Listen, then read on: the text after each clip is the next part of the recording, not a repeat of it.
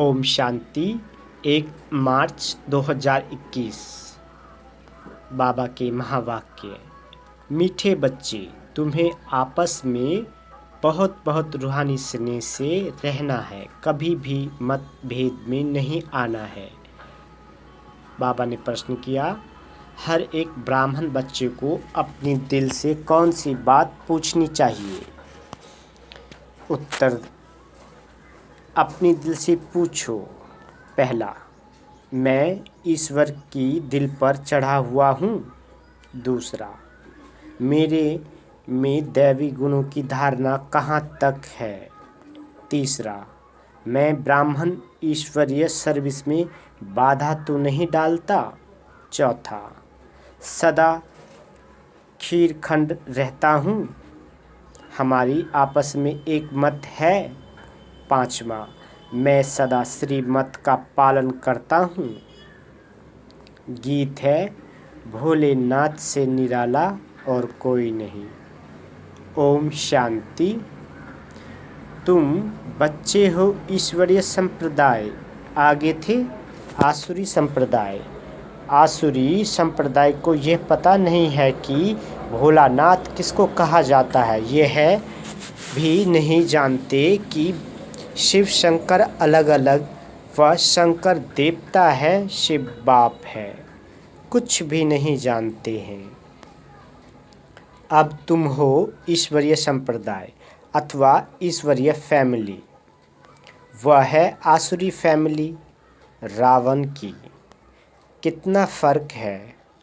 अभी तुम ईश्वरीय फैमिली में ईश्वर द्वारा सीख रहे हो कि एक दो में रूहानी प्यार कैसा होना चाहिए। एक दो में ब्राह्मण कुल में ये रूहानी प्यार यहाँ से भरना है। जितना पूरा प्यार नहीं होगा तो पूरा पद भी नहीं पाएंगे। वहाँ तो है ही एक धर्म एक राज, आपस में कोई झगड़ा नहीं होता। यहाँ तो राजाई है नहीं। ब्राह्मणों में भी देह अभिमान होने कारण मतभेद में आ जाते हैं। ऐसे मतभेद में आने वाले सजाएं खाकर फिर पास होंगे। फिर वहाँ एक धर्म में रहते हैं तो वहाँ शांति रहती है। अब उस तरफ है आसुरी संप्रदाय व आसुरी फैमिली टाइप। यहाँ है ईश्वरीय फैमिली टाइप। भविष्य के लिए दैवी गुण धारण कर रहे हैं। बाप सर्वगुण संपन्न बनाते हैं, सब तो नहीं बनते हैं। जो श्रीमत पर चलते हैं वही विजय माला का दाना बनते हैं। जो नहीं बनेंगे वह प्रजा में आ जाते हैं। वहाँ तो डीटी गवर्नमेंट है। 100% प्योरिटी पीस प्रॉपर्टी रहती है। इस ब्राह्मण कुल में अभी दैवी गुण धारण करने हैं। कोई तो अच्छी रीति दैवी गुण धारण करते हैं, दूसरों को कराते रहते हैं। ईश्वरीय कुल का आपस में रूहानी स्नेह भी तब होगा जब देही अभिमानी होंगे। इसलिए पुरुषार्थ करते रहते हैं। अंत में भी सबकी अवस्था एक रस एक जैसी तो नहीं हो सकती है। फिर सजाएं खाकर पद भ्रष्ट हो पड़ेंगे, कम पद पालेंगे। ब्राह्मणों में भी अगर कोई आपस में खीरखंड होकर नहीं रहते हैं, आपस में नून पानी हो रहते हैं, दैवी गुण धारण नहीं करते हैं तो ऊंच पद कैसे पा सकेंगे।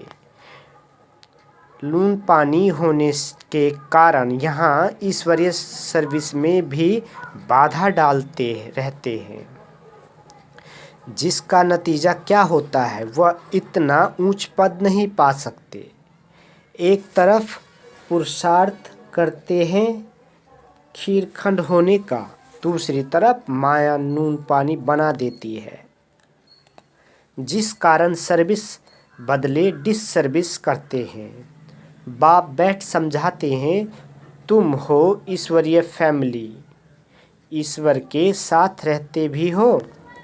कोई साथ रहते हैं, कोई दूसरे गांव में रहते हैं, परंतु हो तो इकट्ठे ना। बाप भी भारत में आते हैं।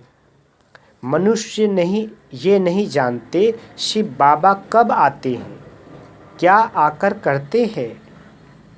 तुमको बाप द्वारा अभी परिचय मिला है। रचता और रचना के आदि मध्य अंत को अब तुम जानते हो।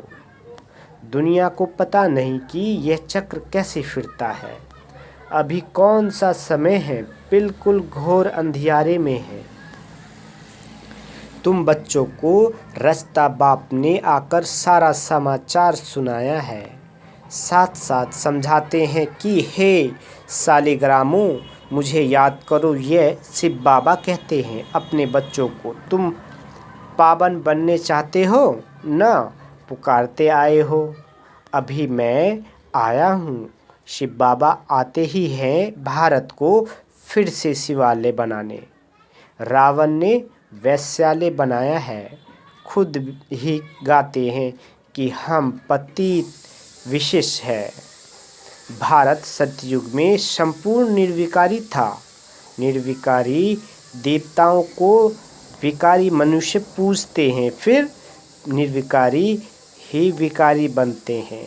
ये किसी को पता नहीं है। पूज्य तो निर्विकारी थे, फिर पुजारी विकारी बने हैं। तब तो बुलाते हैं, हे पतित पावन, आओ आकर निर्विकारी बनाओ। बाप कहते हैं, ये अंतिम जन्म तुम पवित्र बनो।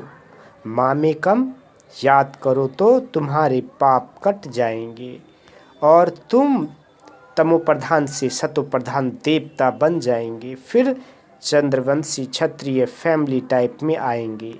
इस समय हो ईश्वरीय फैमिली टाइप। फिर दैवी फैमिली में 21 जन्म रहेंगे। इस ईश्वरीय फैमिली में तुम अंतिम जन्म पास करते हो। इसमें तुमको पुरुषार्थ कर फिर सर्वगुण संपन्न बनना है। तुम पूज्य थे, बरोबर राज करते थे, फिर पुजारी बने हो। ये समझाना पड़े ना। भगवान है बाप, हम उनके बच्चे हैं तो फैमिली हुए ना। गाते भी हैं, तुम मात पिता हम बालक तेरे, तो फैमिली ठहरे ना। अब बाप से सुख घनेरे मिलते हैं। बाप कहते हैं, तुम हमारी फैमिली बेशक हो, परंतु ड्रामा प्लान अनुसार रावण राज्य में आने के बाद फिर तुम दुख में आते हो तो पुकारते हो। इस समय तुम एक्यूरेट फैमिली हो। फिर तुमको भविष्य 21 जन्म लिए वर्षा देता हूँ। यह वर्षा फिर दैवी फैमिली में 21 जन्म कायम रहेगा। दैवी फैमिली सतयुग त्रेता तक चलती है। फिर रावण राज होने से भूल जाते हैं कि हम दैवी फैमिली के हैं। वाम मार्ग में जाने से आसुरी फैमिली हो जाती है। 63 जन्म सीढ़ी गिरते आए हो। ये सारी नॉलेज तुम्हारी बुद्धि में है।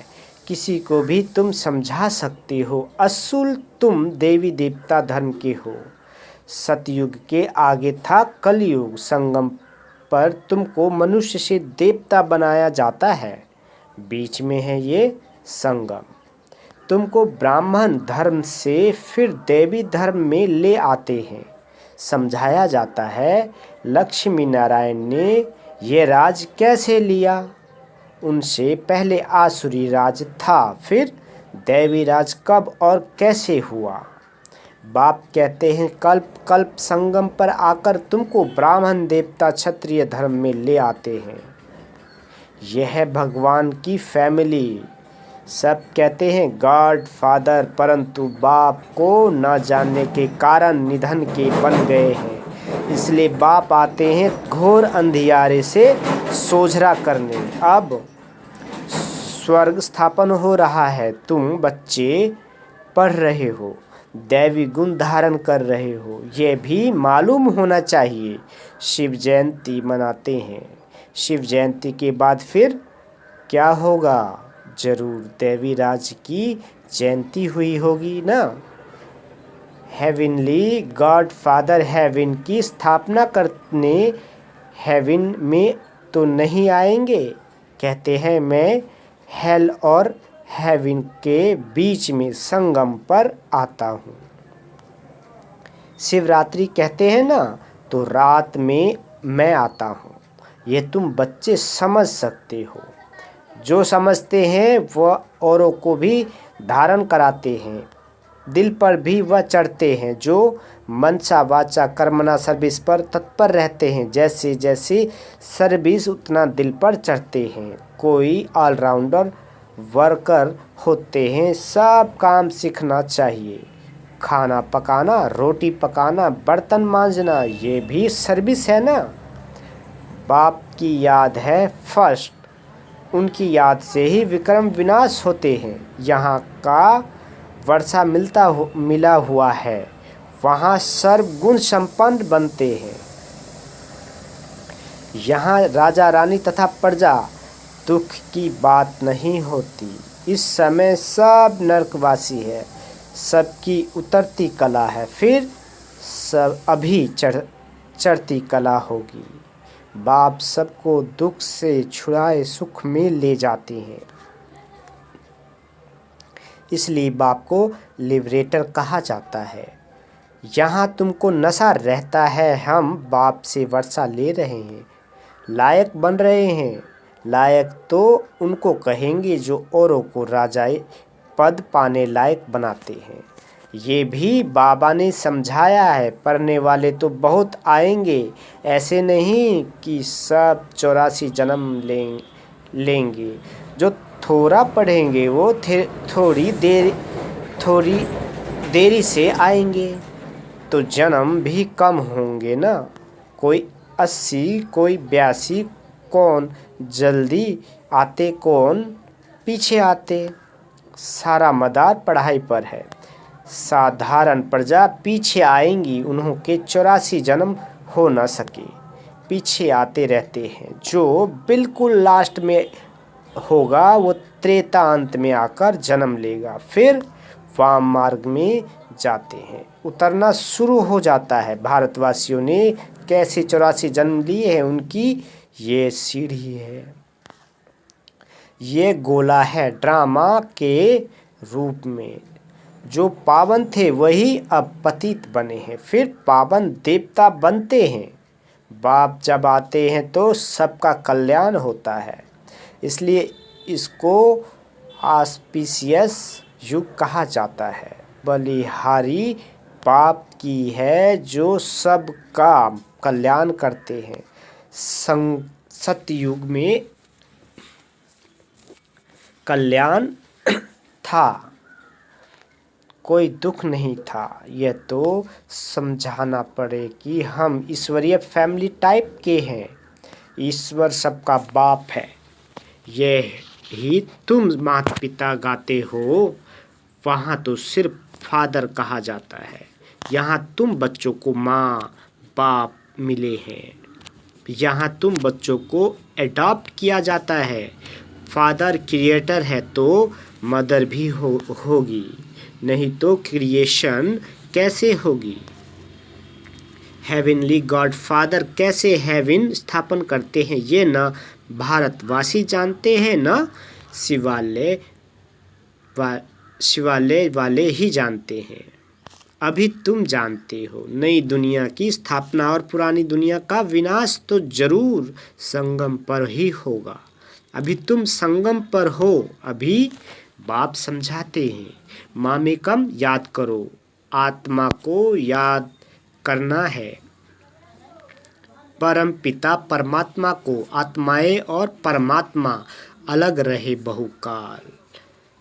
सुंदर मेला कहाँ होगा? सुंदर मेला जरूर यहाँ ही होगा। परमात्मा बाप आया यहाँ आते हैं, इसको कहा जाता है कल्याणकारी सुंदर मेला। जीवन मुक्ति का वर्षा सबको देते हैं। जीवन बंद से छूट जाते हैं। शांति धाम तो सब जाएंगे, फिर जब आते हैं तो सतो प्रधान रहते हैं। धर्म स्थापन अर्थ आते हैं नीचे, जब उनकी जनसंख्या बढ़े तब राजाई के लिए पुरुषार्थ करे, तब तक कोई झगड़ा आदि नहीं रहता। सतो प्रधान से रजो में जब आते हैं तब लड़ाई झगड़ा शुरू करते हैं। पहले सुख फिर दुख, अब बिल्कुल ही दुर्गति को पाए हुए हैं। इस कलयुगी दुनिया का विनाश, फिर सतयुगी दुनिया की स्थापना होनी है। विष्णुपुरी की स्थापना कर रहे हैं। ब्रह्मा द्वारा जो जैसा पुरुषार्थ करते हैं उस अनुसार विष्णुपुरी में आकर प्रारब्ध पाते हैं। ये समझने की बहुत अच्छी अच्छी बातें हैं। इस समय तुम बच्चों को बहुत खुशी होनी चाहिए कि हम ईश्वर से भविष्य की जन्मों का वर्षा पा रहे हैं। जितना पुरुषार्थ कर अपने को एक्यूरेट बनाएंगे, तुम्हें एक्यूरेट बनना है। घड़ी भी लीवर और सिलेंडर होती है ना, लीवर बहुत एक्यूरेट होती है।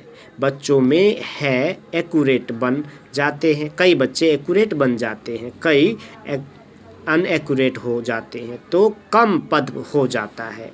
पुरुषार्थ करके एक्यूरेट बनना चाहिए। अभी सब एक्यूरेट नहीं चलते। तदवीर कराने वाला तो एक ही बाप है। तकदीर बनाने की पुरुषार्थ में कमी है, इसलिए पद कम पाते हैं। श्रीमत पर न चलने के कारण, आसुरी गुण न छोड़ने कारण, योग में न रहने कारण ये सब होता है। योग में नहीं है तो फिर जैसे पंडित, योग कम है इसलिए शिव बाबा तरफ लाभ नहीं रहता, धारण भी कम होती है, वह खुशी नहीं रहती। क्लास ही जैसे शकल ही जैसे मुर्दे मिसल रहती है। तुम्हारे फीचर तो सदैव हर्षित रहने चाहिए, जैसे देवताओं के होते हैं। बाप तुमको कितना वर्षा देते हैं। कोई गरीब का बच्चा साहूकार के पास जाए तो उनको कितनी खुशी होगी। तुम बहुत गरीब थे, अब बाप ने एडॉप्ट किया है तो खुशी होनी चाहिए न। हम ईश्वरीय संप्रदाय के बने हैं, परंतु तकदीर में नहीं है तो क्या किया जा सकता है। पद भ्रष्ट हो जाता है, पटरानी बनते नहीं। बाप आते ही है पटरानी बनाने। तुम बच्चे किसको भी समझा सकते हो कि ब्रह्मा विष्णु शंकर तीनों है शिव के बच्चे। भारत को फिर से स्वर्ग बनाते हैं। ब्रह्मा द्वारा, शंकर द्वारा पुरानी दुनिया का विनाश होता है। भारत में ही बाकी थोड़े बच्चे हैं। प्रलय तो होती नहीं, परंतु बहुत खल्लास हो जाते हैं, तो जैसे कि प्रलय हो जाती है। रात दिन का फर्क पड़ जाता है, वह सब मुक्ति में चले जाएंगे। यह पतित पावन बाप का ही काम है। बाप कहते हैं देही अभिमानी बनो, नहीं तो पुराने संबंधी याद पड़ते रहते हैं। छोरा भी है फिर भी बुद्धि जाती रहती है। नष्टो मोहा है नहीं, इसको अविचारी याद कहा जाता है। सदगति को पा न सके क्योंकि दुर्गति वाले को याद करते हैं। अच्छा, मीठे मीठे स्किल दे बच्चों प्रति माता पिता बाप दादा का याद प्यार और गुड मॉर्निंग। रूहानी बाप की रूहानी बच्चों को नमस्ते। हम रूहानी बच्चों की रूहानी माता पिता बाप दादा को याद प्यार गुड मॉर्निंग और नमस्ते। मीठे बाबा नमस्ते। धारणा के लिए मुख्य सार, पहला पॉइंट है बाप दादा की दिल पर चढ़ने के लिए मनसा वाचा करना सेवा करनी है। एक्यूरेट और ऑलराउंडर बनना है। दूसरा, ऐसा देही अभिमानी बनना है जो कोई भी पुराने संबंधी याद न आए। आपस में बहुत बहुत रूहानी प्यार से रहना है, नून पानी नहीं होना है। बाबा ने वरदान दिया, सदा साथ के अनुभव द्वारा मेहनत की अविद्या करने वाले अति इंद्रिय सुख व आनंद स्वरूप भव। सार है, जैसे बच्चा अगर बाप की गोद में है तो उसे थकावट नहीं होती, अपने पाँव से चले तो थकेगा भी, रोएगा भी। यहाँ भी आप बच्चे बाप की गोद में बैठे हुए चल रहे हो, जरा भी मेहनत व मुश्किल का अनुभव नहीं। संगम युग पर जो ऐसे सदा साथ रहने वाली आत्माएं हैं, उनके लिए मेहनत अविद्या मात्रम होती है। पुरुषार्थी भी एक नेचुरल कर्म हो जाता है, इसलिए सदा अतीन्द्रिय सुख व आनंद स्वरूप स्वतः बन जाते हैं। स्लोगन: रूहे गुलाब बन अपनी रूहानी वृत्ति से वायुमंडल में रूहानियत की खुशबू फैलाओ। अच्छा, ओम शांति।